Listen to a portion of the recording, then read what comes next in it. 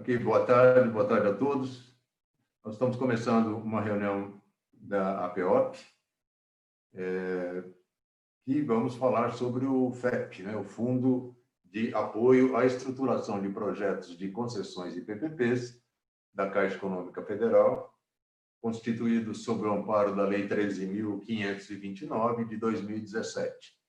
Inicialmente, eu quero agradecer a participação e a presença do André Araújo, gerente nacional de desestatização, parcerias e serviços especiais da Vice-Presidência de Governo da Caixa Econômica Federal. Obrigado, André, por ter aceito o nosso convite.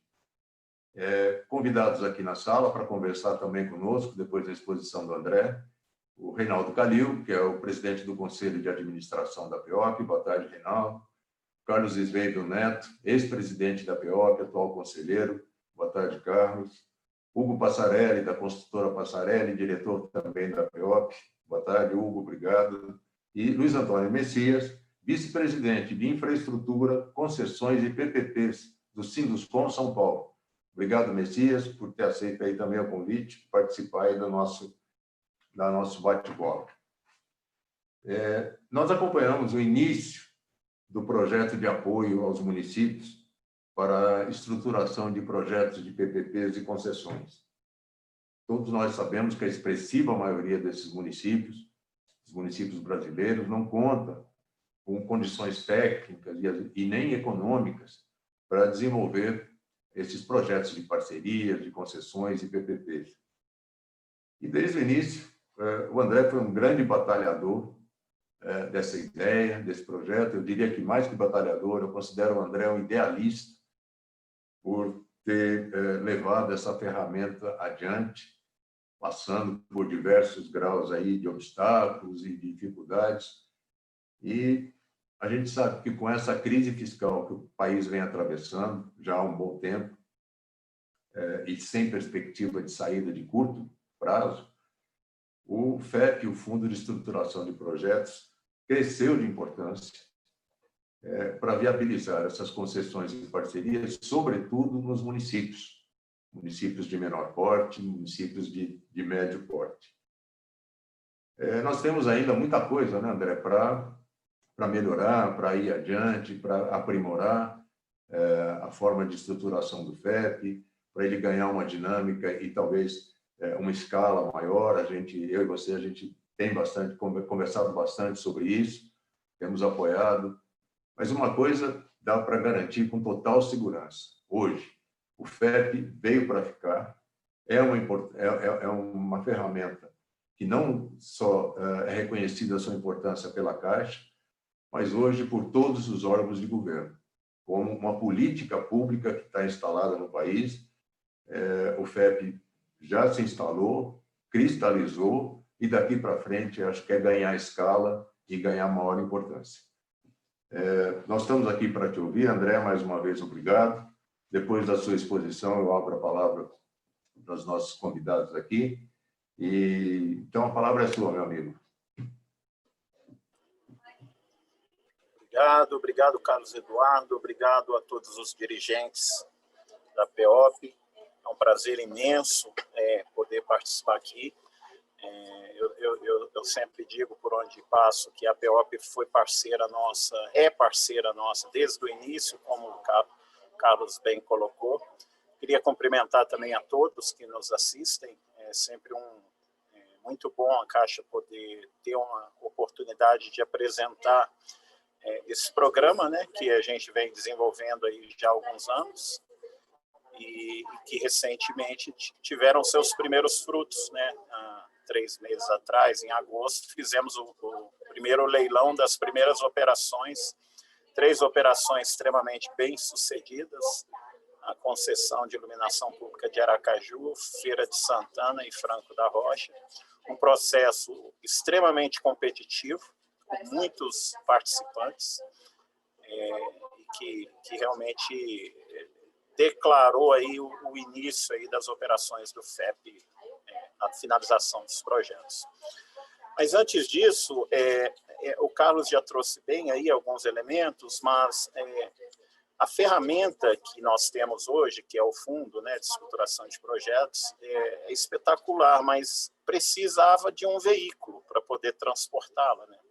E acho que, nesse sentido, a Caixa Econômica se apresentou, aliada à sua missão, né, de ser uma parceira do Estado para a promoção do desenvolvimento, se apresentou como talvez o veículo mais adequado. Nós temos uma experiência de longa data já no setor de investimento em infraestrutura, financiando operações, grandes operações de infra e pequenas também. Além disso, temos um corpo técnico muito grande de profissionais de engenharia, arquitetura, comunicação, advogados e economistas, e, acima de tudo, a nossa capilaridade, né? A Caixa ela já atua nos 5.570 municípios. E acho que isso é um diferencial quando a gente começa a falar aqui de atendimento à infraestrutura no país, né? É um desafio chegar naqueles municípios mais longínquos do Brasil. E nisso nós temos essa condição de fazer. Então, juntou o fundo com a capilaridade, com a experiência, e acho que a gente enxerga um cenário bastante promissor daqui adiante, Carlos. Então, o que nos motivou, de fato, a fazer, né? Eu vou compartilhar minha tela só para a gente se apoiar aqui numa apresentação. Com licença. Fique à vontade, André.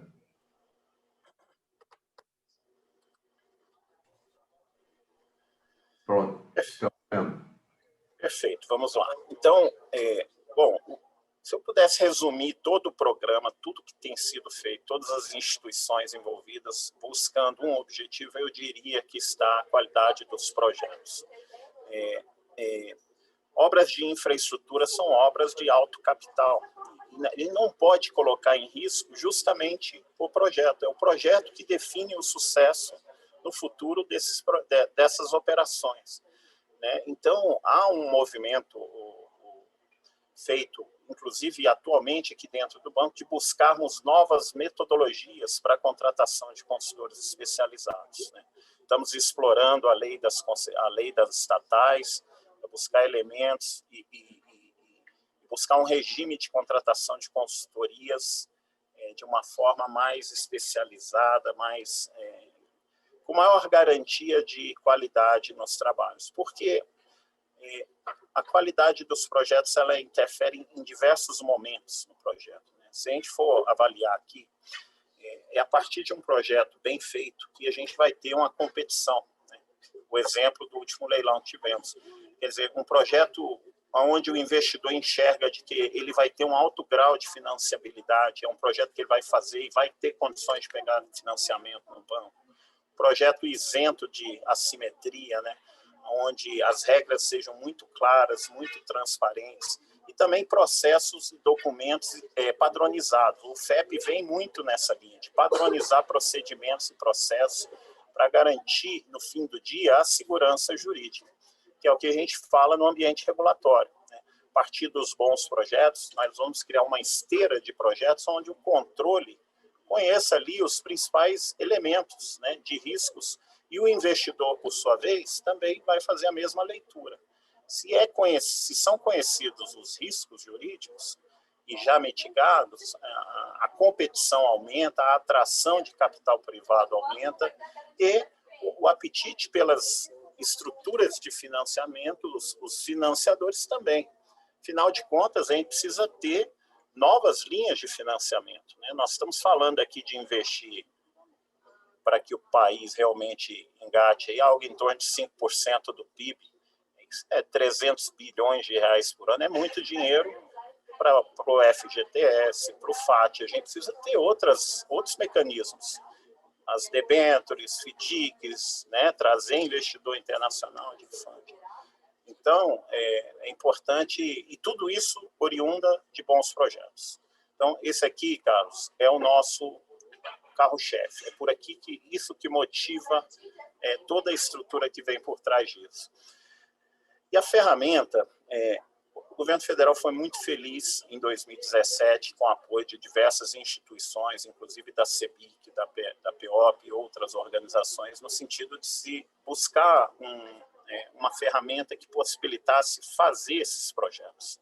Porque até então, todos nós sabemos, a maioria dos projetos eram modelados por meio de PMIs, com muita dificuldade de virar contrato. Esses números são muito conhecidos.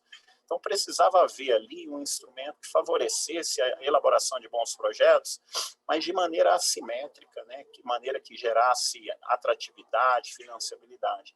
E foi aí que veio o fundo. O fundo é um fundo privado, mas foi alocado inicialmente recurso público do Orçamento Geral da União. É um fundo de cotas, pode ter participação privada também, mas hoje ainda não.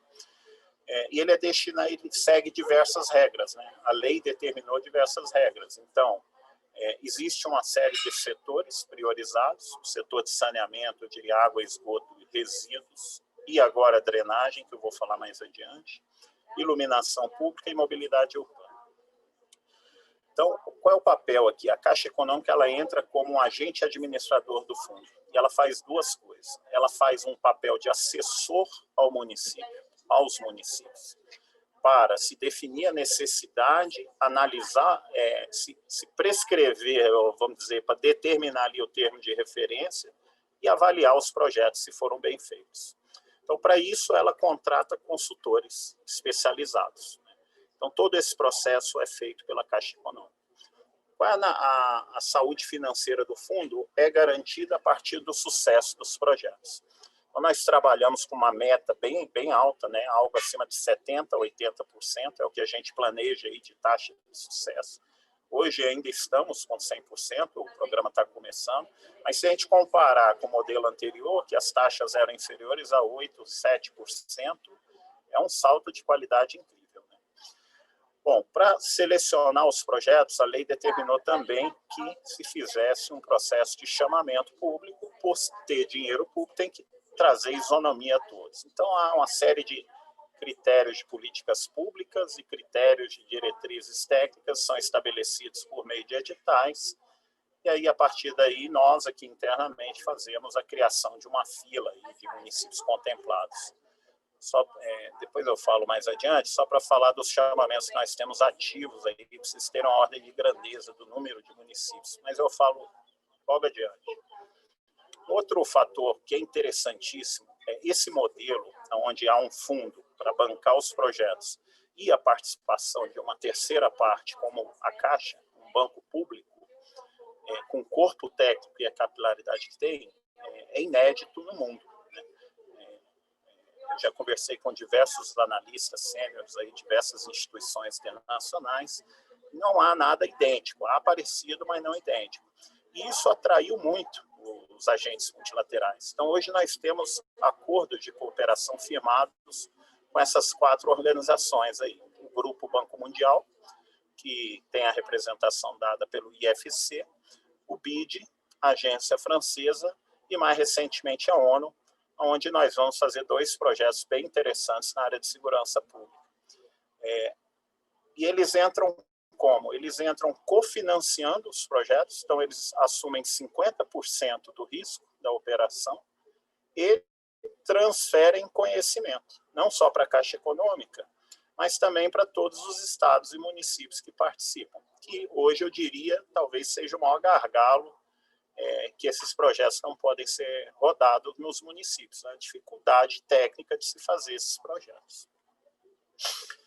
Falando um pouquinho aqui do que é feito, o assessoramento técnico ele é uma atividade extremamente complexa, que envolve, no mínimo, esses 5 campos aí de conhecimento. E em cada um deles, uma série de outros requisitos. Eu listei aqui a comunicação social em primeiro, por entender que os projetos de concessão, PPP, eles são extremamente sensíveis à comunicação.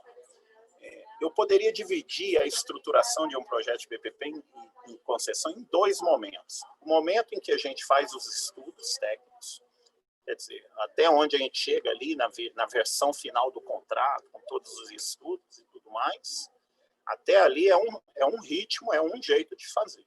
A partir da consulta pública, a coisa muda.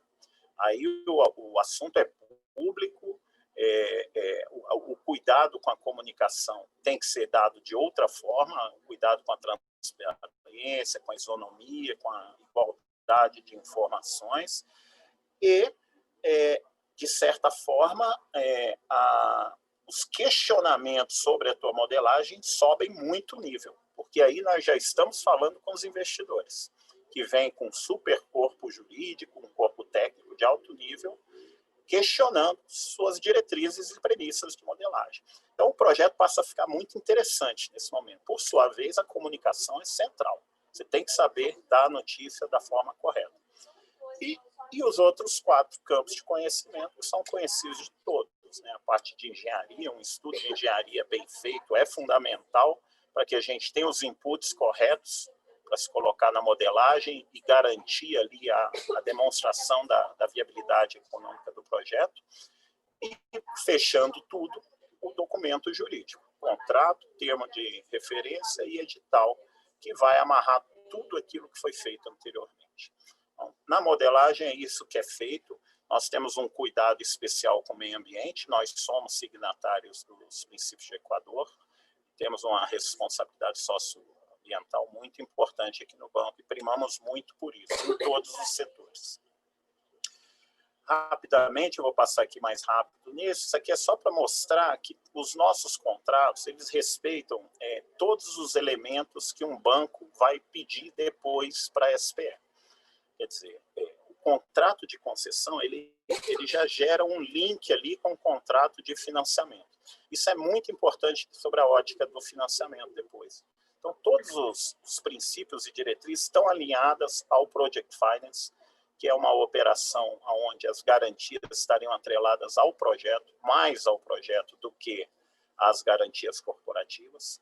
Isso é importante porque, dado o número de projetos que nós temos que fazer, dificilmente nós vamos ter número suficiente de empresa no Brasil com balanço para poder fazer essas operações todas. Então, cada vez que a gente alivia as garantias, nós estamos aliviando o balanço e permitindo mais operações por empresa. Então, todo o olhar aí aos indicadores de desempenho, ao caixa disponível depois do pagamento do serviço da dívida, isso é muito importante, é o índice de cobertura de serviço da dívida. A modelagem ela é feita para que isso fique acima de 1,3, que é assim que os bancos emprestam, né? Isso é um limitador muito importante, e todos os demais elementos que estão listados aí são elementos de contratos muito importantes para garantir aí a bancabilidade e financiabilidade desses contratos. Eu dividi a apresentação assim, Carlos, eu apresentei lá o porquê, o como, mais ou menos a ferramenta, e agora eu vou falar um pouquinho do que está sendo entregue, o nosso pipeline atual, e também uma projeção para o ano que vem, e em seguida a gente abre aqui para discussão. Mas isso aqui é o primeiro passo, esse slide representa o primeiro passo da modelagem do FEP. Nós já estamos atingindo aí algo em torno de 5% da população brasileira, primeiro ano de inauguração dos primeiros projetos. Então, nós temos em carteira aí algo em torno de 30 projetos, né, que representam aí 44 municípios, porque, além dos municípios individuais, nós temos consórcios públicos também. E os consórcios públicos têm que ser dominados, porque nós temos 5.000 municípios com menos de 50.000 habitantes. Uma concessão no município com menos de 50.000 começa a ficar mais complicado devido à escala. Então, é importante que a gente domine a técnica de modelagem em consórcio. Então, esses são novos setores que a gente vai avançar. Nós vamos avançar sobre duas operações de drenagem, tentando fazer a modelagem como concessão comum, da mesma forma que estamos fazendo com resíduos sólidos. Isso é importante por causa da limitação fiscal dos municípios a fazerem PPPs. Os nossos projetos eles têm características de tickets menores, né? Isso é uma aposta que a Vigov, na nossa área de governo, já vem fazendo também para as operações de financiamento. Operações menores, com tickets menores, o risco é diluído e nós temos um alcance maior de municípios. E, ao mesmo tempo, a gente favorece a entrada de novos entrantes, novas construtoras, novos operadores. Os nossos contratos prevêem cláusulas, depois a gente pode falar delas, que direcionam a isso, a permitir novos entrantes na infraestrutura. E aí, para o ano que vem, aí a gente já vai dar um salto bem grande, né? Nós estamos falando de 30 projetos esse ano que vem a previsão é para passar de uma centena de projetos. Nós estamos nos reorganizando dentro da Caixa para criar uma estrutura de elaboração de projetos que vai fazer projetos em linha. Pelos diversos, aquelas 5 campos lá, nós vamos criar esteiras para cada uma delas e vamos poder fazer projetos com muito mais velocidade. Vamos alavancar a capacidade operacional do banco. E aí estamos prevendo, aí, a partir dos chamamentos públicos que foram feitos, mais 56 projetos de iluminação, 23 projetos de resíduos, sendo que a maioria desses projetos é em consórcio público, 12 projetos em saneamento e 2 unidades socioeducativas, feito em parceria com a ONU. O escritório é o NOPS, que é o escritório técnico. E aí estaríamos já dando um salto bem importante, aí, atingindo mais de 10% da população brasileira ano que vem, que no fim do dia são melhores serviços públicos, maior investimento, maior geração de emprego. Tudo isso aqui são os nossos resultados esperados, né? Atração do capital privado, né? A gente sabe que dinheiro público não vai ser suficiente, né? Repasse de OGU e financiamento público não é mais um caminho para se fazer aquele tanto de investimento que a gente precisa. E a partir desses investimentos em infraestrutura, todas essas externalidades que estão listadas aí na tela são possíveis. Agora, para tudo isso acontecer, é preciso que a gente tenha, de fato, uma partida correta, né? Que é o que a gente vem trabalhando, Carlos. Nós vimos trabalhando muito na comunicação, na relação com outras instituições, então somos parceiros do PPI, a PPI faz esse modelo todinho junto conosco, né? É fundamental a participação institucional deles, e não só deles, mas também, principalmente, do MDR. O Ministério do Desenvolvimento tem sido, de fato, um parceiro da Caixa Econômica, e eu acredito que todas essas forças trabalhando em prol de um bem comum, que o que nós estamos falando aqui é de melhor qualidade de vida da população, de todos, não tem como dar errado, né? A gente está muito confiante aí no programa, a Caixa ela está realmente engajada, a nossa vice-presidente, o próprio presidente Pedro, todo mundo trabalha, isso é uma prioridade dentro do banco. Eu tenho certeza que a partir dos novos leilões isso vai ficar demonstrado. Só como um recado final, semana que vem, sem ser semana que vem, na outra, no dia 6, nós vamos fazer a segunda rodada de leilão, vai ser licitada a operação de Belém e de Sapucaia do Sul, um município bem pequeno, perto de Porto Alegre, mas muito interessante, um projeto bem interessante. Então, vai ter mais essa rodada e 2 meses depois já estaremos fazendo mais outros contratos aí de resíduos sólidos e novos projetos de iluminação. Isso para dizer que o negócio apenas começou, né? Nós demos apenas o primeiro passo, né? E agora em diante vamos ter leilão aí praticamente a cada trimestre. Eu acredito que em 2021 a gente vai ter esse ritmo. Tá bom? Então, acho que como palavras iniciais era isso e vamos debater um pouquinho aí o assunto. Obrigado. Beleza, André. Tem muita coisa que a gente ouve aí que eu diria que é música para os nossos ouvidos, né? Acho que você sabe bem o quanto a gente lutou junto para a questão de facilidade da financiabilidade dos projetos do FEP, para a questão do Project Finance, para evitar que as garantias sejam apenas ou fiquem focadas apenas em balanço das empresas, né? Eram pontos assim de saída nosso nas nossas discussões e aquilo que você apresenta, né? A gente sabe que FEP, Caixa e Ministério do Desenvolvimento Regional, através também do PPI, é o campo que a gente tem toda a expectativa de alavancagem de projetos de médio porte, né? Essa questão de poder alcançar diversos municípios e representar, de fato, no mercado para as nossas empresas, né? Empresas que estão capacitadas, empresas que têm se estruturado, mas que, infelizmente, em algumas áreas, ainda predomina, né?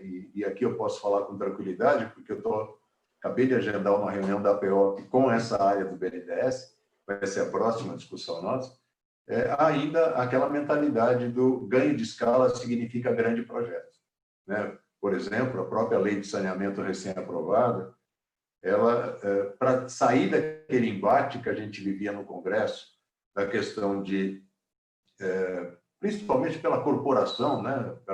pela corporação das estatais de saneamento, que se passasse para a iniciativa privada acabaria o subsídio cruzado. Então, foi criada aquela coisa do blocos de município para poder sair daquele embate. E a gente tem lutado para que isso não signifique, bloco de município não signifique mercado apenas para meia dúzia de grandes empresas na área de saneamento. Então, eu vejo, e eu falei que é música para os nossos ouvidos, porque toda essa configuração que você apresentou e que eu venho acompanhando desde o início, atende esse tipo de preocupação, né? A diversificação de players, né? Projetos que tenham aí tamanhos, né, diferentes, mas que possam atender a essa demanda grande que a gente tem nos municípios. Então, acho que temos, sim, muita coisa pela frente, mas o caminho, do meu ponto de vista, está corretíssimo. Daqui para frente é a gente fazendo todos os ajustes. Acho que você tocou num ponto importante, que a gente tem essa preocupação, que é o modelo de contratação de consultorias, né? Ele não pode ficar preso nessa estrutura complexa da Lei 8666, né? Ela é demorada, ela é lenta, e, ao mesmo tempo, ela não traz garantias de bons resultados, né? Naquilo que está sendo selecionado. Então, se pudesse ser apoiado na 13.303, é isso, a lei das estatais, né? 13.303, aí poderia ter um caminho mais fácil, né? Um caminho mais, com toda a segurança possível, mas fazendo ali aquele tipo pré-qualificação, etc., que dá uma agilidade e uma garantia maior também na qualidade dos projetos envolvidos. Não sou eu que vou falar, nossos convidados vão falar. Acho que eu começaria com o Carlos Sveiro, também acompanhou desde o início ali na PEOP essas discussões, Carlos, e tem vivido por esse Brasil afora aí as facilidades e as dificuldades das concessões. Nossa palavra é tua. Então, doutor André, eu vou discordar, em primeiro lugar, eu vou discordar do sucesso dos 3 leilões de iluminação pública. Porque, para nós, a visão de sucesso não pode ser preços aviltados. E os preços nas três concorrências foram extremamente baixos e extremamente aviltados. Isto pode ser uma visão equivocada, porque o cara que ganha a obra com o projeto com preço muito baixo vai dar problema lá na frente. Essa é a visão da gente. Me permita discordar. Agora, eu tinha falado com o Carlos já alguma coisa que eu tinha pensado, que é a seguinte: o Brasil encolheu em 2015 3,5% e 3,3% em 2016, ou 6,58% nos 2 anos. Cresceu 3,74% em 17, 18 e 19. Estamos perdendo 4 ou 5 em 2020. A previsão é que a gente volte ao nível de 2014 em 2023. Está mais do que na cara que investir em infra é uma atitude que pode fazer com que a gente apresse esse crescimento do PIB, porque isto vai gerar emprego, vai gerar renda, vai gerar imposto, vai gerar uma série de coisas. Agora, eu tenho acompanhado os últimos leilões que foram de saneamento, especialmente, que foram modelados pelo BNDES, e eu não consigo entender por que o BNDES insiste, e espero que a Caixa entenda que isto não é um modelo correto, insiste no tipo de modelagem que privilegia as grandes empresas e não mais as pequenas e médias, mesmo que associadas. Quando eles vêm dizendo que eles ganham com esses preços ou com essas grandes porque eles têm ganho de escala, isso é o subsídio cruzado, que isso não existe, né? Quero dizer para o senhor também que a minha visão é de que é possível a gente trabalhar com uma empresa pequena, pensar em um município de até 25 mil habitantes. Não é uma falácia dizer que município de menos de 50 não funciona. E eu também não entendo essa história de outorga brutal, como 2 bilhões que houve em Maceió, porque, no fim, quem paga esses 2 bilhões é a sociedade via tarifa. Então, nós não podemos permitir que essas tarifas corram desenfreadas, não só porque serão só as empresas grandes, mas porque a sociedade será prejudicada. Então, na minha visão, na nossa visão, as licitações deveriam ter 2 pilares. Um pilar, às vezes, onde tem alguma coisa já feita pelo Estado, pelo município, seja lá o que for, que haja uma outorga normal, mas que haja uma outorga que seja uma outorga já definida como máxima, e não uma outorga que de 2 bilhões e 600, seja lá o número que for. E uma outra coisa que deveria ser levada em conta é a tarifa, porque não adianta nada a gente ter 2 bilhões de outorga e uma tarifa mais cara do Brasil para o povo não poder ter acesso ao saneamento. O desejo é que haja acesso ao saneamento e pagamento por isso, não é? O povo ainda não aprendeu que saneamento é importante, ainda prefere pagar a conta do telefone celular e não pagar a conta de água. Esse é um problema seríssimo, né? Então, eu deixo aqui a minha sugestão, muito mais do que uma pergunta. Muito obrigado. Obrigado, Carlos. Obrigado. Posso fazer um comentário? Eu acho que a cada ponderação eu passo para o André. Tá bom. Tá bom, André? Palavra sua. Tá bom. Ok. Obrigado, doutor Carlos, pelas contribuições. Com relação ao primeiro aspecto, ao sucesso ou não do leilão, eu acho que a gente viu ali descontos ali em torno, na média, ali em torno de 30% do valor previsto, né? E aí a vencedora do leilão realmente destoou um pouco, levando os valores mais altos, os descontos mais altos. Mas o que tem que ficar registrado é aquilo que eu falei na apresentação. Os contratos, eles estão desenhados de modo a garantir mais competição. A partir do momento em que a gente gera mais competição, menor a possibilidade de ficar dinheiro na mesa, né? de ter algum erro ali de cálculo e alguma coisa e acabar ficando um valor acima do que deveria ser feito. Com relação à perenidade desses contratos, eu diria o seguinte, nós estamos fazendo um nível de exigência, de garantia de execução e de aporte de investimento, de equity dos acionistas, bem alto, né?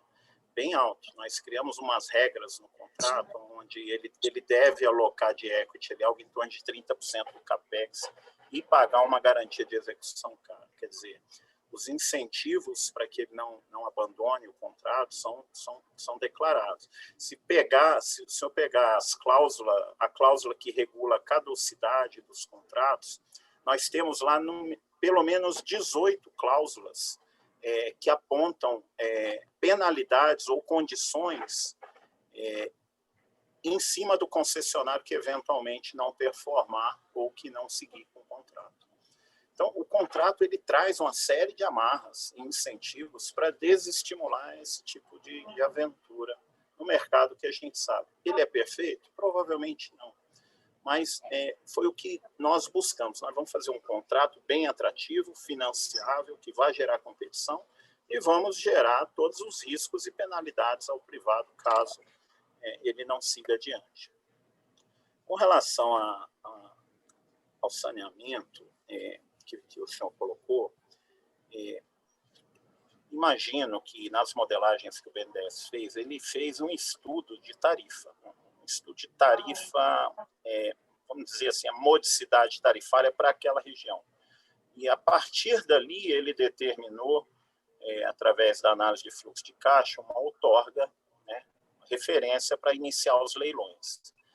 A questão se o melhor critério de julgamento é menor tarifa ou maior outorga, foi uma decisão do modelador.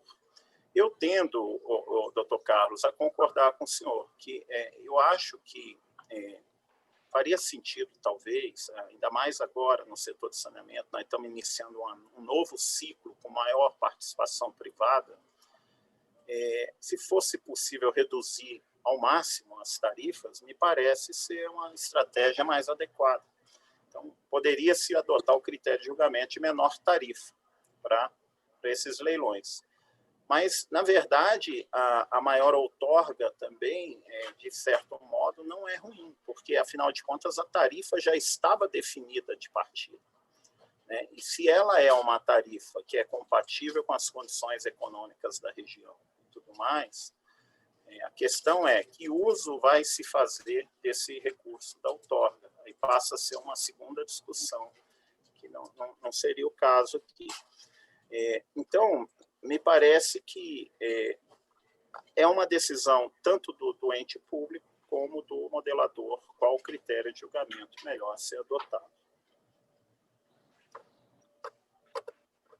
Ok, André. Depois eu volto para o Sveig para comentar também, Zweig. Eu acho que na questão de rodovia, estou vendo esse modelo híbrido, né, outorga tarifa, há uma preocupação de limitação, aliás, você não pode abaixar a tarifa até um ponto só, a partir do que o desempate, né, o vencedor se dá através da maior outorga, mas inicialmente através de tarifa. Tem uma modelagem do Banco Mundial, inclusive, mas o Ministério da Infraestrutura tem aplicado em algumas rodovias aí. Eu sei que o Passarelli deve estar querendo bastante falar aí.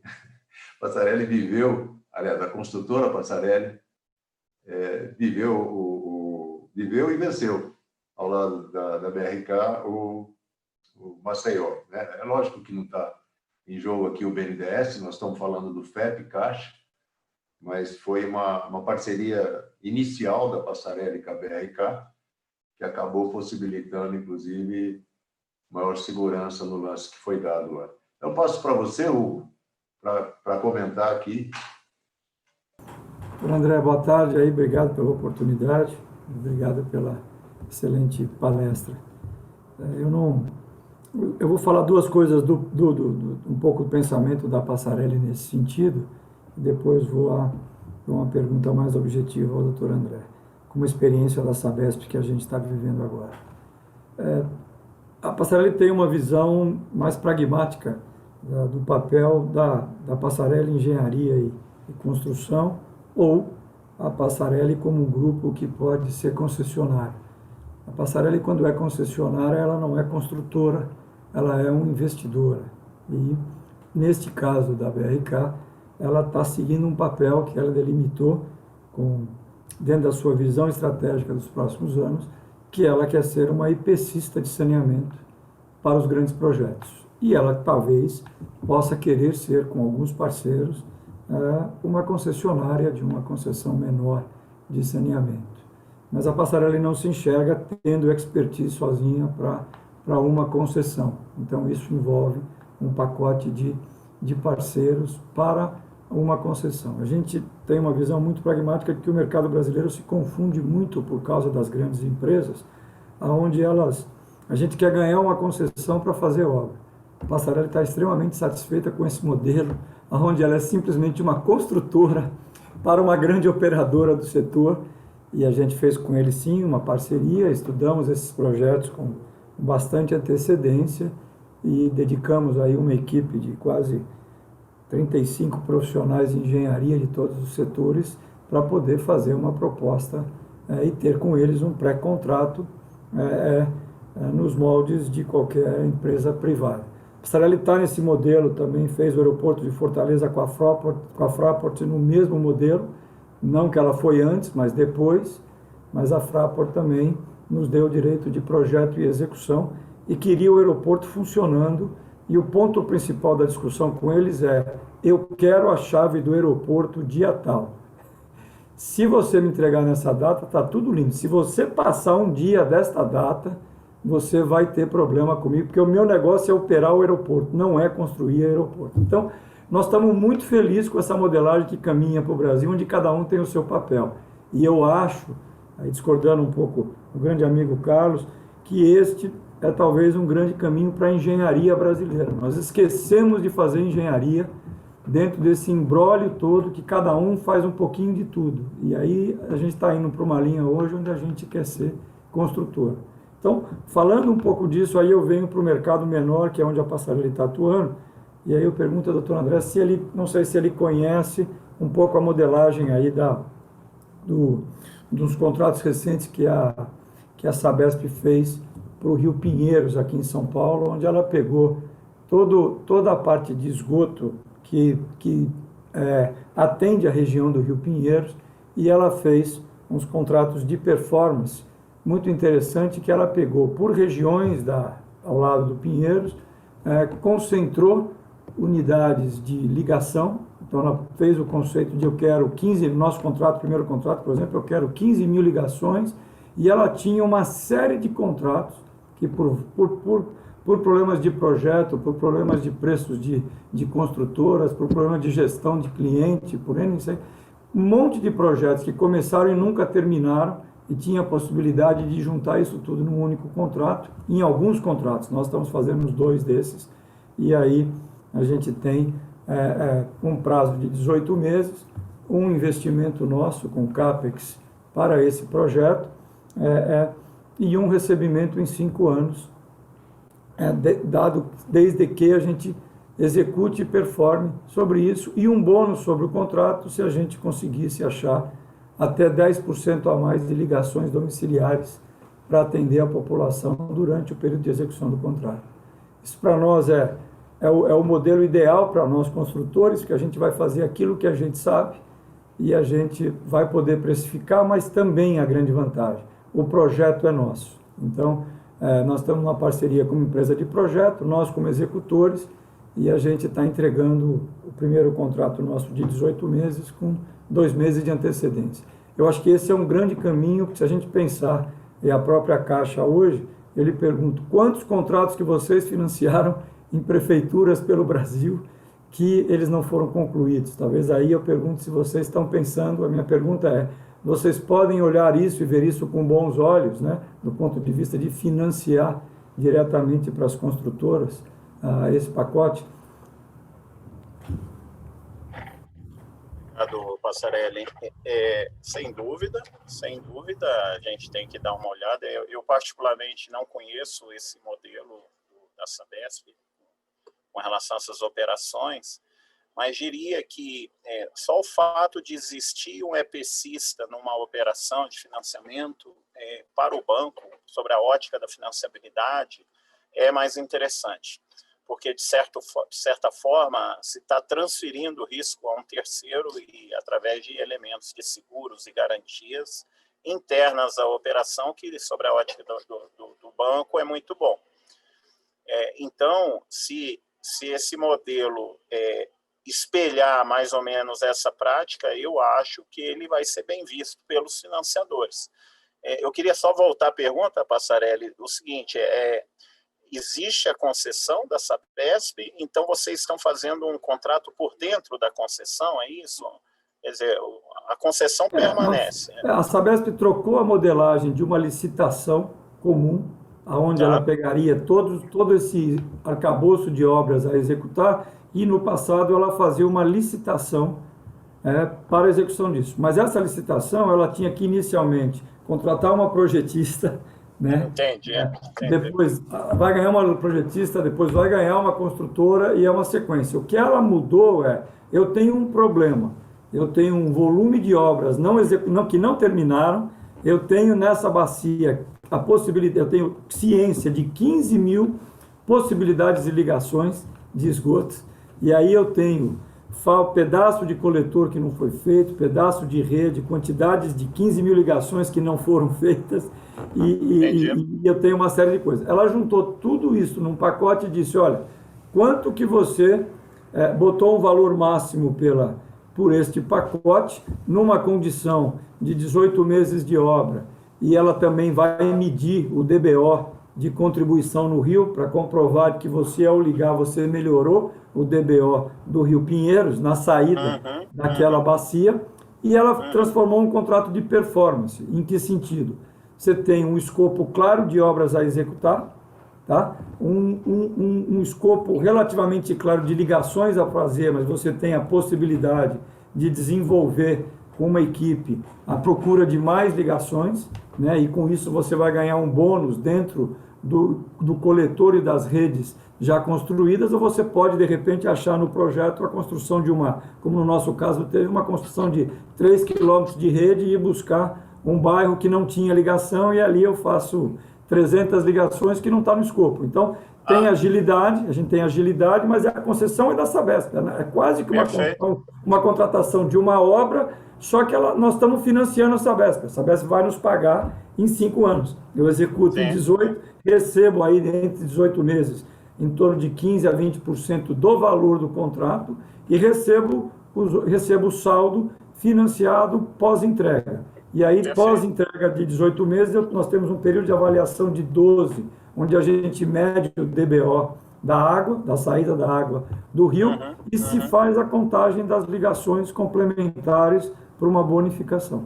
É um contrato inteiramente baseado em incentivos aí, né? Tanto para entrega incentivos e performance, né? O nome do contrato é performance, né? Porque se você não performar em 18 meses, você não recebe. Olha, total, a nossa área de financiamento é um pouco segregada da minha aqui, tá? Eu não sou a pessoa mais adequada para falar das linhas e condições, mas já te adianto que é extremamente aderente aqui à política do banco. Mas a minha pergunta é muito mais uma linha desse projeto de vocês, como se fosse com companhias de saneamento, onde vocês vão fazer, de certa forma, junto com eles, a disponibilidade, como o governo fez aqui com o Banco de Fomento de São Paulo para alguns casos. Nós acabamos não pegando o dinheiro do Banco de Fomento, mas eu acho que ajuda muito a competitividade para a maioria das construtoras, se você tiver uma viabilidade de financiamento linkada ao projeto. Porque uma coisa é você sozinho, e foi o que a gente fez no primeiro projeto, nós fomos ao mercado, nós fomos a 3 ou 4 bancos onde a gente trabalha e fomos buscar. O momento hoje é propício porque a taxa de juros hoje ela também viabiliza, mas em tempos antigos você ia a um banco, aí nós tivemos aí projetos eólicos aí, a hora que você foi no banco a gente fez o investimento de um parque eólico e foi receber o financiamento do BNDES 6 meses depois do parque em operação. E não era o que a gente imaginava no primeiro momento, não. Era 70% financiado. E ainda carrega muito o seu balanço aí para novos financiamentos também. Exatamente. Com certeza, vamos discutir isso aí, sim.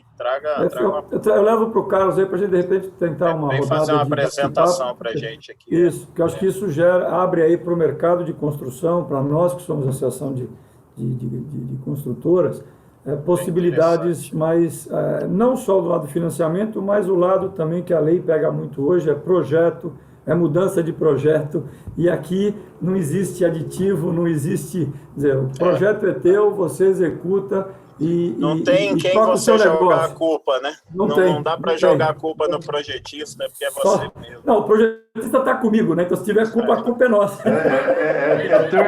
Turnkey com performance, né? É turnkey com performance, mas eu digo, esses são caminhos que a gente acredita hoje, que a engenharia do Brasil é muito boa e a gente não valoriza a engenharia por N motivos, né? A lei, ou recurso, ou aqui é um prêmio para engenharia e para performance, é muito legal, para as construtoras. E tem até como já melhorar um pouco o próprio projeto da Sabesp, né, Hugo? Eu acho que um dos pontos que a gente comentava ali no começo é não poder usar alguns recebíveis como garantia para o financiamento e talvez, acho que Não, então, aprimorar um pouco já o modelo. é isso, da própria eu digo Sabesp. que é você criar condições de competitividade com as empresas médias e as empresas pequenas, né? Senão vira de novo um jogo para empresas melhores do que a média, né? Que vai ocupar esse espaço. Se a gente conseguir espaço para todo mundo em condições semelhantes, vem muita engenharia, vem muita solução de engenharia, né? No momento é ajuda como um oportuno todo. agora, né? Não, Momento nós agora temos um parque de obras não concluídas gigantesco, né? sem É dúvida. inimaginável o parque de obras que a gente tem não terminado. Mas obrigado, doutor André, muito obrigado. Obrigado, Hugo. Eu deixo sempre o Calil para o arremate final aí, viu, Calil? Então, doutor Messias, o senhor vive bem essa condição, tem experiência. Eu não sei se chegou adiante iluminação pública na sua empresa, mas lembro que a gente conversava, você estava tentando. Então, eu gostaria da tua contribuição, Messias. É mais ou menos a linha do Carlos e é o seguinte, essa centralização da Caixa também, aquela história de massa crítica para poder um projeto ficar de pé, tem cerceado muito, vai cercear daqui para frente muito a participação de pequenas e médias empresas e também de municípios de médio porte. O Carlos já citou isso. Eu tenho até um exemplo prático que eu tentei conciliar um consórcio de municípios aqui no estado de São Paulo para destinação de resíduos sólidos, que até é um pouco diferente de saneamento de água e esgoto, uma certa logística. Se você não pode ter um município a 200 quilômetros de distância para fazer parte do consórcio, você tem que ter uma viabilidade logística para que o projeto fique em pé.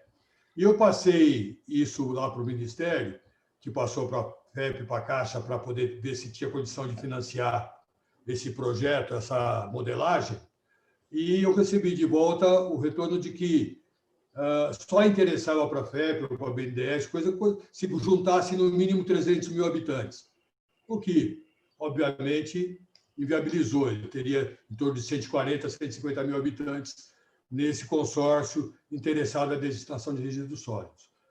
Então, corroborando o que o Carlos falou, isso inviabiliza um monte de municípios, principalmente nessa área de resíduos sólidos, se inviabiliza quando eles são totalmente viáveis financeiramente, a gente sabe que são, sabe? E não consegue que o FEP participe para financiar esse projeto, essa modelagem.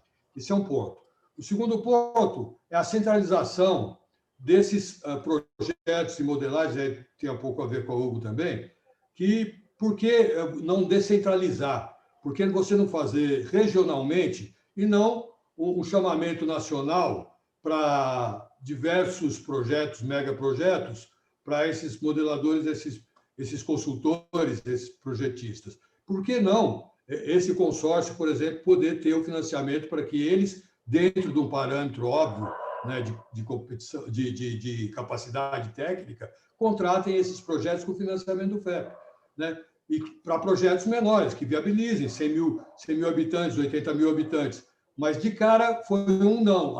Abaixo de 300 mil, não interessa para a Caixa tocar no momento.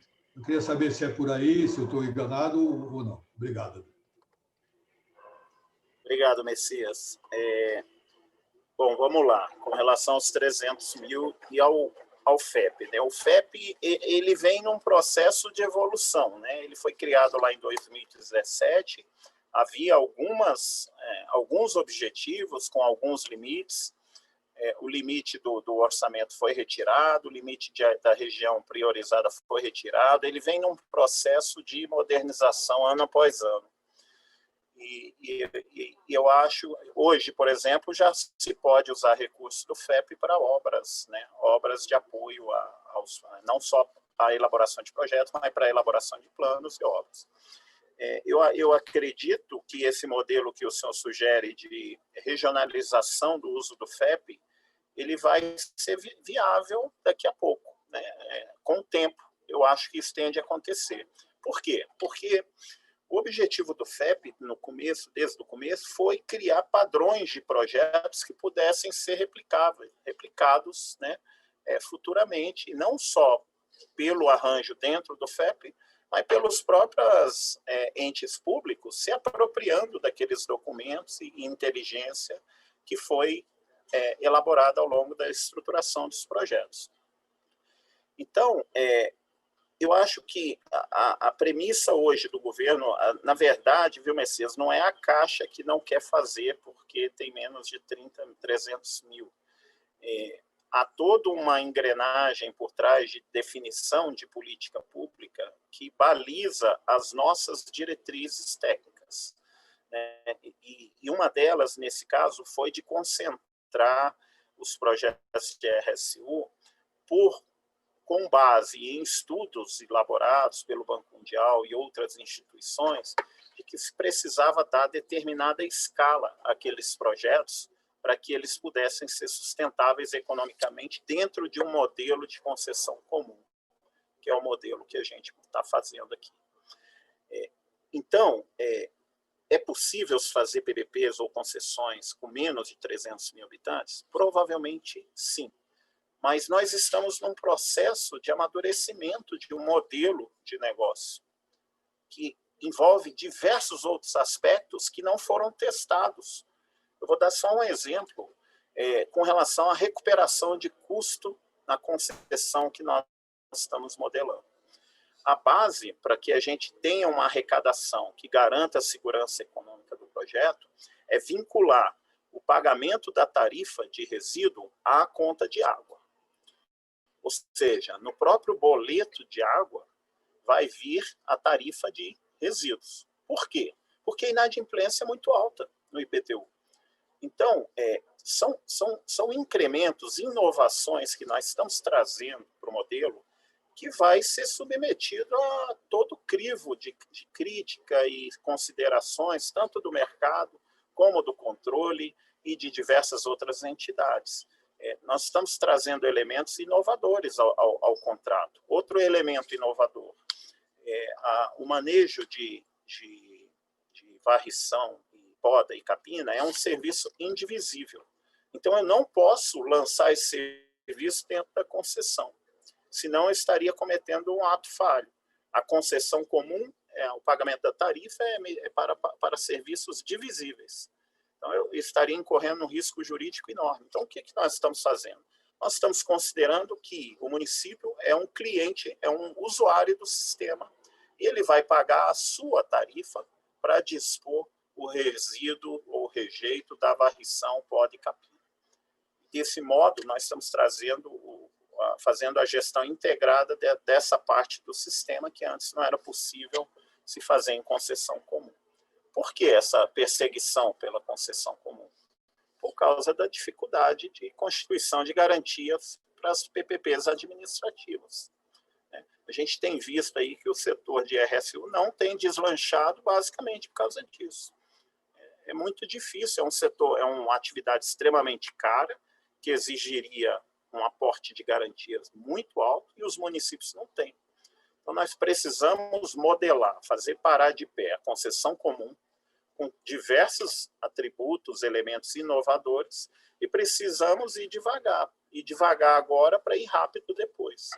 Então, eu acredito que no médio prazo, e talvez na próxima geração de projetos, nós tenhamos condições de discutir a lei e atribuir o uso do recurso do fundo para organizações regionais, para entidades, estados, consórcios. Mas é tudo um processo. E ainda agora, com a definição da regionalização, né, a partir do novo marco, se criou mais um elemento aí de dificuldade. Né?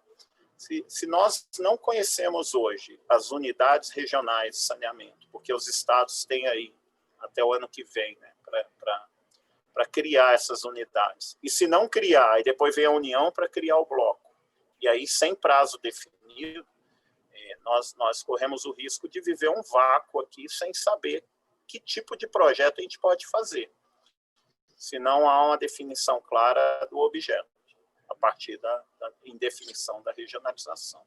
Então, são coisas complexas, difíceis, o setor de resíduo é um setor complexo, mas nós acreditamos que, no futuro breve, nós vamos ter condições de fazer em municípios menores e de forma regionalizada, Messias. Eu não sei se eu enderecei direito aí a sua provocação. Eu espero que não demore muito tempo, porque Mas acho que não. As coisas têm evoluído rápido. Ele falou próxima geração de projeto, não de pessoa. Não. Mas eu diria que está evoluindo rápido. Veja bem, a lei é de 2017, ela já foi revisitada 2 vezes, né? A cada revisita dessa daí é um incremento novo, um processo inovador. E acho que ano que vem, aí, a partir da regionalização, a gente vai ter um cenário mais claro aí de como deve ficar o saneamento. Você tocou um ponto, André, que a gente está acompanhando, eu faço parte até de grupos de discussão dentro do Ministério do Desenvolvimento Regional, do MDR.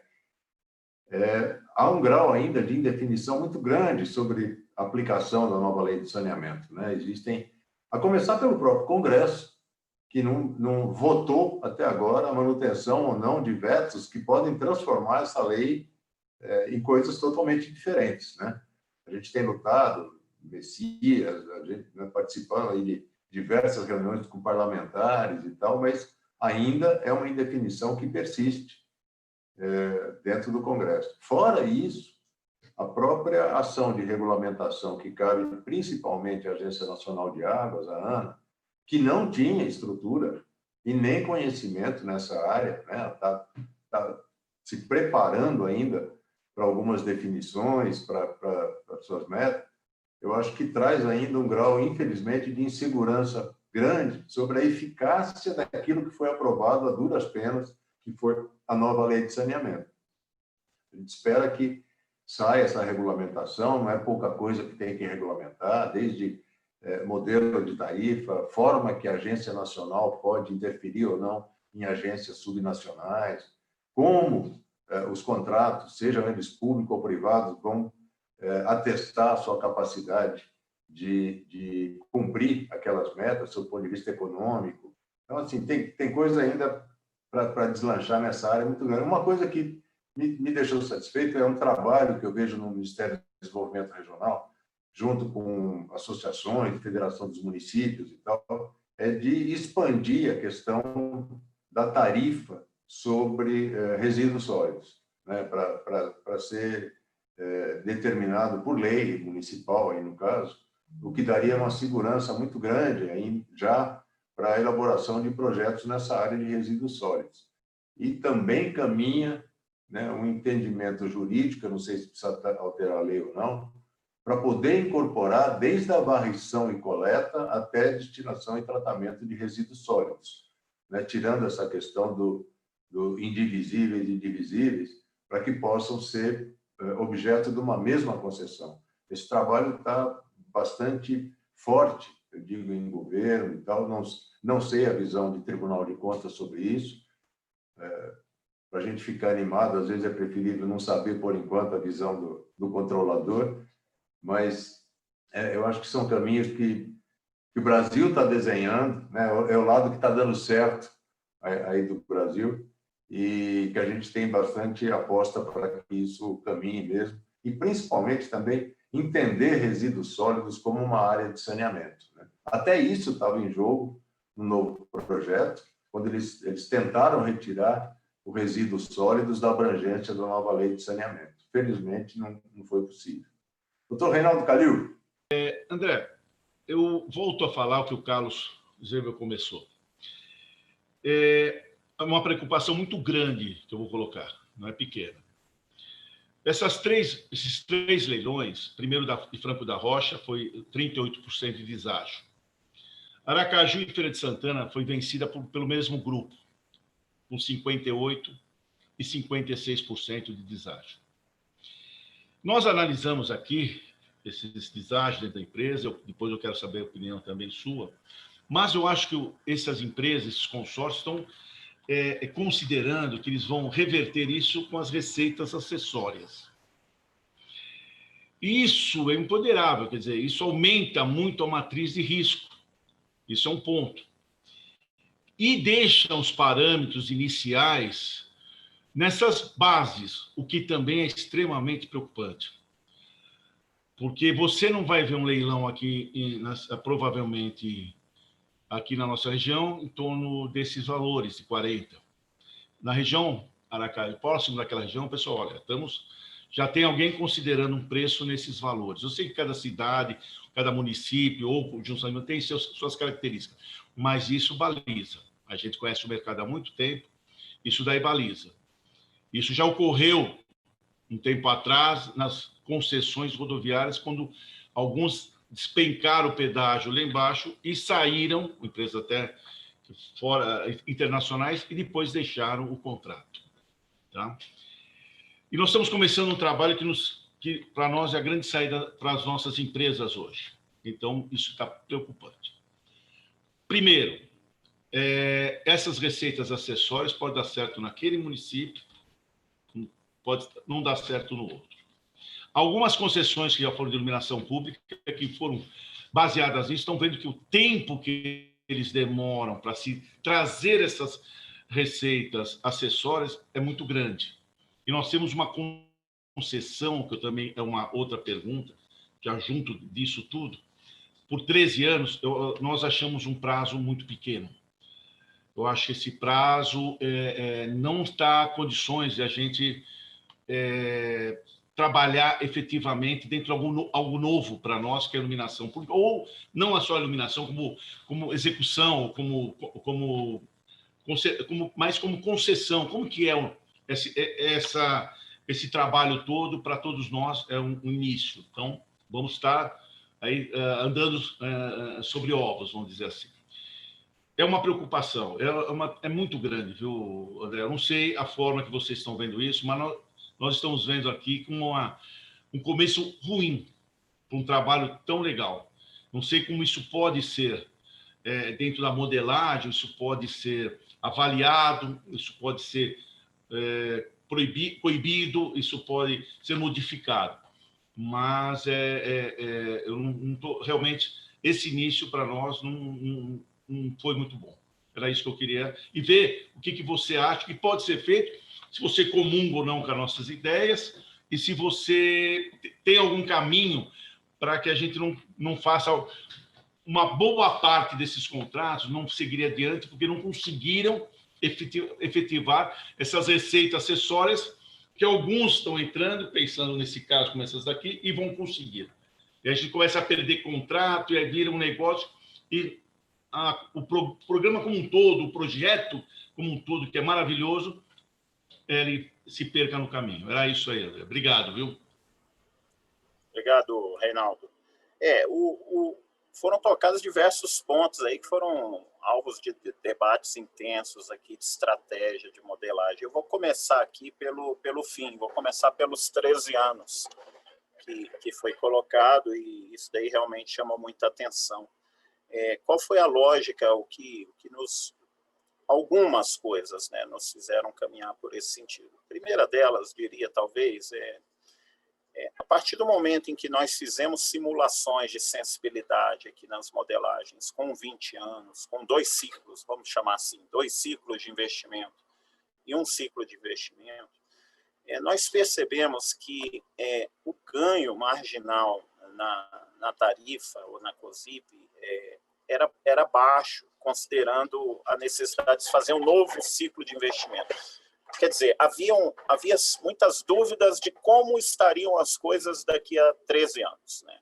Qual seria a tecnologia, quanto ela valeria, se a lei teria sido modificada, se as condições macroeconômicas seriam diferentes.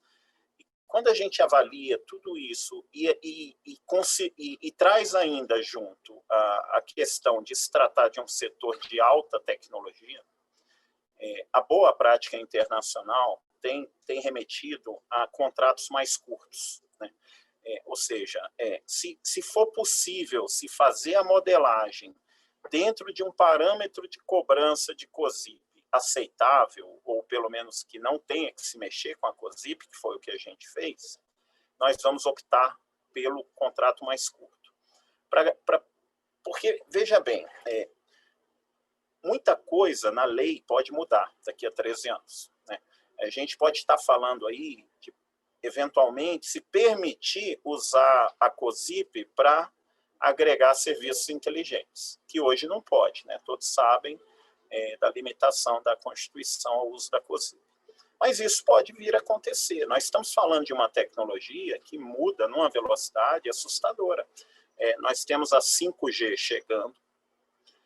Com essa tecnologia, uma série de equipamentos de alta velocidade e extremamente lucrativos que podem vir a ser usados, que nós nem conhecemos. E eu diria que 13 anos é um tempo enorme para isso acontecer.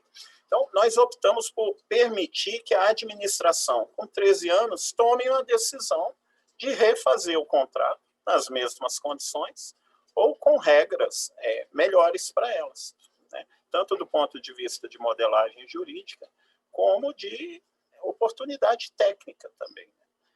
Nós temos um trabalho junto com o PPI, e aí é que entra a importância do PPI na conversa, junto à ANEEL, para discutir diversos elementos desses, né? Critérios de medição, critérios de telegestão, de que tipo de equipamentos nós poderíamos interagir através da telegestão. Eu acho, Reinaldo, que o futuro aí, com a chegada dessa nova tecnologia, vai permitir elementos que eu até brinco de vez em quando. Eu acho que a PPP de iluminação pública, na verdade, as pessoas deveriam pagar para ter acesso ao sistema, à rede, né? À infraestrutura. Vai haver uma competição natural entre a distribuidora e a prestadora de IP, mas eu diria que as duas têm grandes oportunidades aí no futuro de se tornar um negócio extremamente atrativo. E aí estamos falando de COSIP cada vez mais baixo. Com relação aos deságios, é um assunto extremamente difícil, né? Como eu falei anteriormente para o Carlos, né? Nós temos tentado blindar ou proteger o contrato ao máximo para que evite uma caducidade. Mas se houver, há elementos no contrato que vai permitir ao ente público. É claro que nós vamos ter que passar por um litígio, né, uma disputa judicial e tudo aquilo que a gente não quer. Mas o contrato traz elementos que vão garantir, no mínimo, uma continuidade daquela prestação de serviço. Quer dizer, todo pagamento de contraprestação é baseado nos investimentos. O funcionário tem que fazer todos os investimentos para, a partir dali, fazer o uso da contraprestação cheia, né, vamos dizer assim. Então, na pior das hipóteses, se ele realmente der um default e sair da operação, o parque estará modernizado. Vai haver uma briga jurídica, uma discussão, mas, de certo modo, o investimento está feito. Então, precisa fazer uma nova concessão a partir de onde parou e fazer essa avaliação. Os descontos, aí, vamos falar um pouquinho de onde a gente acha aqui, Reinaldo, a gente também não tem certeza absoluta, acho que é difícil, mas existe, eu acho que é uma conjuntura de fatores, não é uma coisa só. Então, há uma parte relacionada às receitas acessórias, sem dúvida, extremamente otimista, eu diria.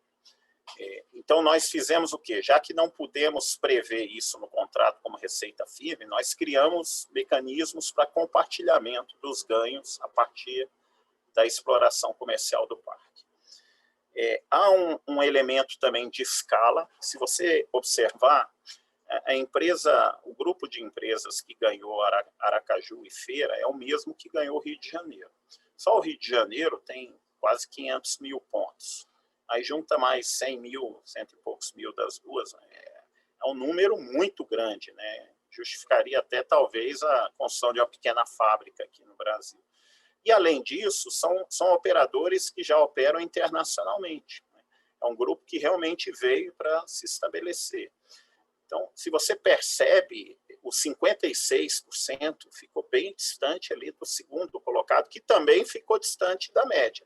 A média ficou ali entre 30% e 35%, que está mais relacionado a isso que a gente está falando aqui, receitas acessórias, ganho de escala, ganho de eficiência, toda a gestão, eficientização da gestão privada. Então, me parece que foi uma estratégia adotada pela Caixa para essas primeiras modelagens de 13 anos, de um ciclo só. O cálculo que foi feito foi baseado nas luminárias que hoje atingem até 60 mil horas. Existem luminárias que duram mais, mas ela não é tão comum. Nós optamos por segurar um pouquinho, poderíamos ter esticado ali até 15 anos, talvez, a concessão, mas ainda não foi dessa vez. Mas eu acho que já, à medida em que essas luminárias tenderem a demonstrar maior vida útil, a gente consiga fazer com um ciclo só mais tempo. Porque não me pareceu que vale a pena fazer 2 ciclos, sabe? Não, no modelo econômico, quando o investimento é feito lá na frente, vocês sabem bem, né? O dinheiro no tempo lá, ele desvaloriza tudo. Então, quando você traz isso a valor presente e vê o impacto na COSIP, é baixo. Então, ali sim poderia estar ficando dinheiro na mesa, quando você fala que o equipamento lá vai valer 70% de hoje, ou 80% que seja. Então, foi isso, mais ou menos isso, Reinaldo, que nos direcionou aqui para esse modelo que a gente adotou nessa primeira rodada, e não quer dizer que todas vão ser assim, tá? A gente é muito flexível a propostas, a mudanças, o que de fato realmente se demonstrar melhor, a gente vai seguir, sem nenhum problema com relação ao modelo original. Perfeito, André. Reinaldo, ok? Então, por exemplo, esse grupo já está com Aracaju, com Rio de Janeiro e tudo mais. Não se tem receio de um grupo forte assim, dominar uma grande área e com isso concentrar?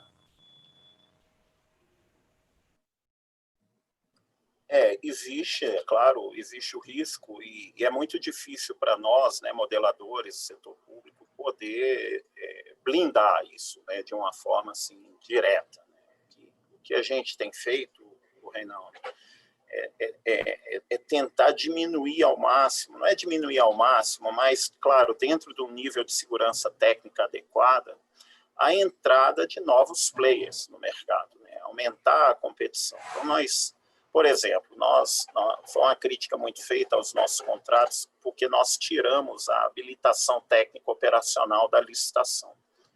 Mas, se vocês perceberem, ele é condição para assinatura e eficácia do contrato. Então, nós não tiramos, nós só postergamos a decisão para que os EPCistas depois demonstrem capacidade técnica. Porque, para mim, interessa muito mais o operador. A SPE ela tem que ter domínio de pegar um bom financiamento em condições adequadas, de negociar direitos fornecedores e clientes. E, desse modo, nós estamos trazendo players de outros setores, do setor de saneamento, do setor de energia pura e assim por diante.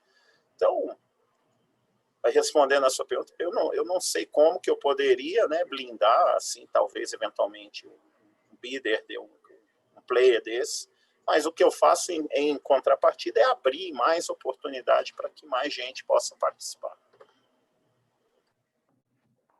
Perfeito. Eu acho que o André tocou num ponto que isso aí, assim, existe realmente aí uma linha direta de sugestões que a gente pode o tempo todo estar encaminhando, né, através dele, agora na Gerência Nacional, e sugestões e contribuições para que a gente garanta realmente essa maior participação, né? É muito salutar, é muito positivo para todos que a gente garanta uma concorrência maior aí nesses processos, seja de saneamento, seja de iluminação pública, resíduos sólidos, para não sair, no caso do saneamento, a gente sair do modelo de concentração estatal e passa um modelo de concentração privada. Ninguém quer isso, o país não precisa disso. E digo mais, acho que tem trabalho para todo tipo e porte de empresa. Há tanto ainda para se fazer nesse país, infelizmente, que o que não faltam é projetos aí, nas mais diferentes formas e modelagens, para que possa atender todos os grupos de empresas. André, a gente está dentro do prazo que a gente combinou, está em cima da pinta aí de horário.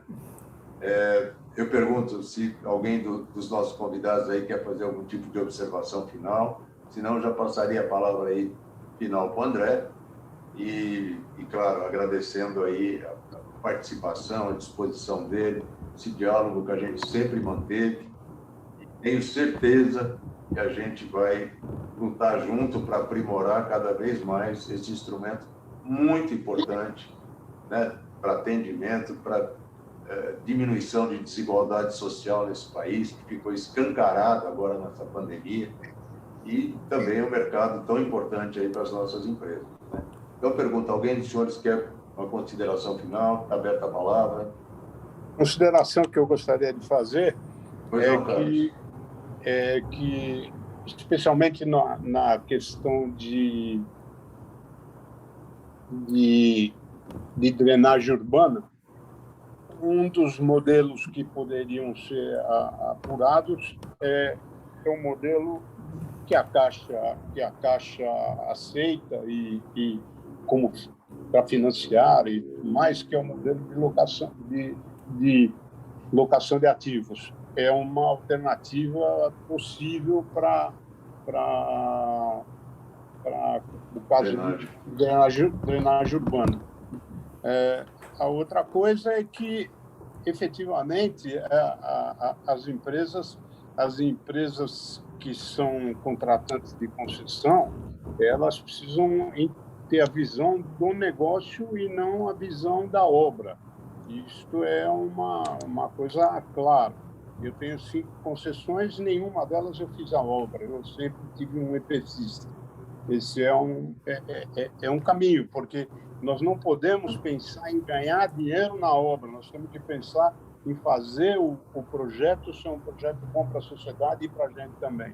Esse é um outro ponto que eu queria colocar. E, por último, é o seguinte: seria interessante ver o que é que os prefeitos que vão ganhar, as cidades ganharam a iluminação pública com 58% de desconto, se eles vão dar o desconto de 40%, o desconto igual para a FOSIP, entendeu? Né? Porque deveria ser assim, né? Vai gastar menos, deveria para dar um desconto mais bom para a sociedade, é bom, né? São as minhas colocações. Muito obrigado, André. Só um ponto muito também. Interessante continuar conversando. Carlos, só mais um ponto que eu acho que o Reinaldo e o Carlos falaram bem, a preocupação com desconto, isso é um problema histórico nosso. Talvez como sugestão eu acho que deveria ter esse medo do não executar, ter aí em função um escalonamento de que em função do desconto o nível de garantias deveriam ser maior para a cidade e para a população, né? Então, um nível de 58% de desconto, sem dúvida.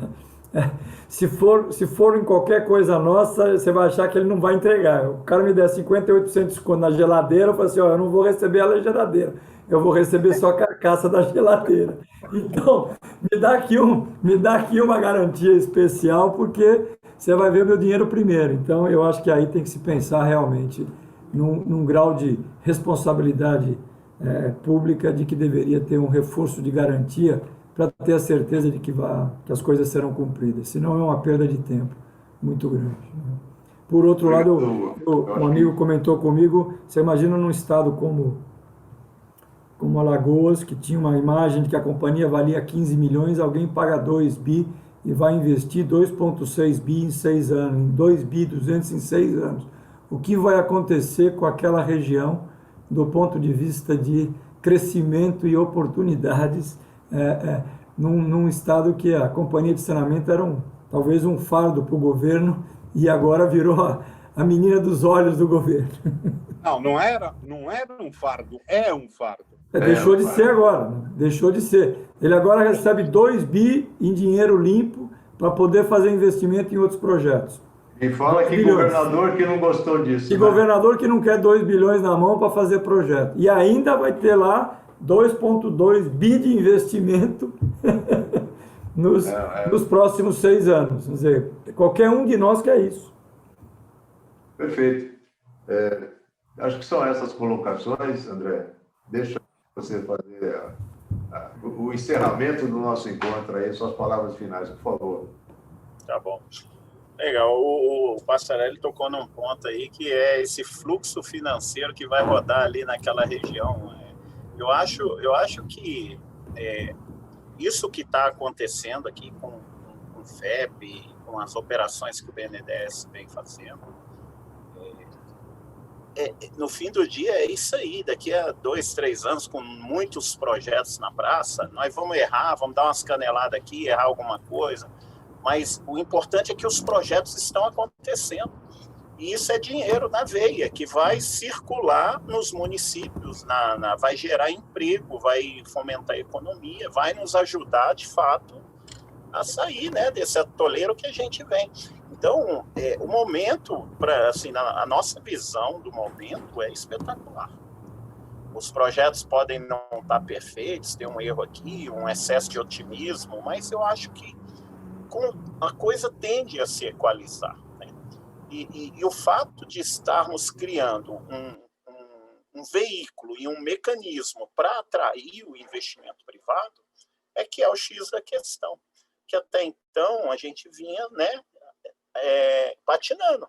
A gente não estava conseguindo, de fato, fazer isso acontecer. Carlos, eu queria aqui, primeiro, agradecer a companhia aí. Para mim é um privilégio estar entre os senhores aí, eu aprendo demais. É muito bom, essas oportunidades enriquecem. Eu gosto do desafio de ser questionado por que isso, por que aquilo, porque ninguém é dono da razão, ninguém, muito menos a gente aqui. E vocês é que estão aí operando isso há anos, então nós sempre vamos ouvi-los, né? Sempre vamos ouvi-los. Criem oportunidades como essa, podem vir aqui no banco a hora que quiserem para contribuir com ideias, né? Nós sempre fomos muito abertos a isso, né? E continuamos a ser. Eu acho que o objetivo é comum de todos, cada um com seu interesse, mas é fazer, de fato, a economia do Brasil voltar e a gente ter uma situação aqui que todos nós merecemos. Então, Carlos, muito obrigado. Obrigado ao Reinaldo, ao Messias, Passarelli, ao Carlos Weibel. Muito obrigado pelas contribuições e estamos sempre às ordens aí para, quando formos convocados, aí, vir falar com vocês, com os senhores. Perfeito, André. Nós aqui agradecemos. Essa parceria já não é de hoje e estamos aqui à disposição. Pode ter certeza que a gente, tendo sugestões, críticas e comentários, pode até canalizar através da minha pessoa ou o próprio Messias ali do Sinduscom, a gente encaminha para vocês. E, desde já, parabéns pela gerência nacional. Obrigado. Já tinha feito isso por telefone, agora faço por videoconferência. Nada mais merecido para você do que assumir essa gerência nacional. A todos os senhores, obrigado, parceiro. Muito obrigado pela parceria. Até uma próxima oportunidade, gente. Uma boa tarde a todos.